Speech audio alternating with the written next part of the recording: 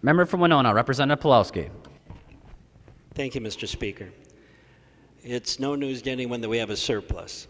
What should be news is that in this bill, we are about to increase a tax, an extremely regressive tax, a tax called tuition. Tuition became a tax during the recession when we borrowed and cut from higher education record amounts. Those record amounts added into the hundreds of millions of dollars. There were then record tuition increases that in some years were double-digit.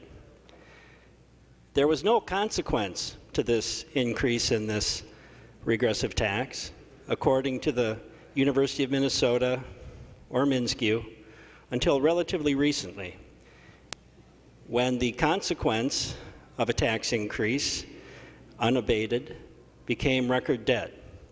We are now 4th and 5th in the nation in the amount of debt students carry and the number of students that have debt. But we have a surplus. In 2013, over Easter break, Governor Arne Carlson called me. He was a little upset with what was going on with the administration at the University of Minnesota, with its cost and with its excessiveness. He was also upset with what was going on in MnSCU. He told me that when he was governor, the governor's salary was approximately the same salary as the University of Minnesota president. Well, the governor hasn't gotten a raise since Arne Carlson, but the University of Minnesota president is now $800,000.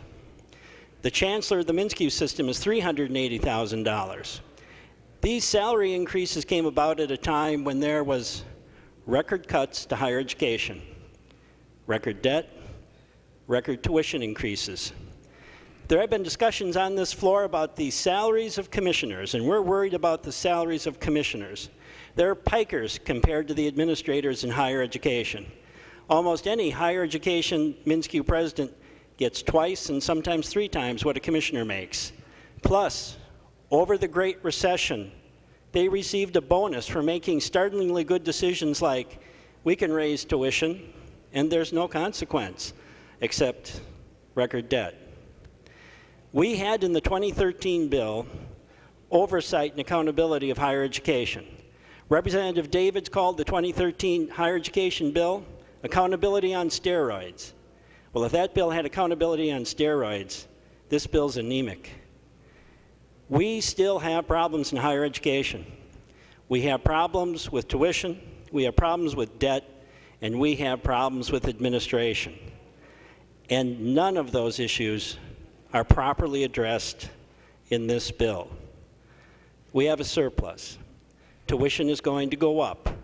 We can argue that it isn't going to go up for everyone, but it's going to go up for all of the University of Minnesota and the 4-year campuses of the MnSCU system. Some people have said that having a freeze on tuition is a Band-Aid,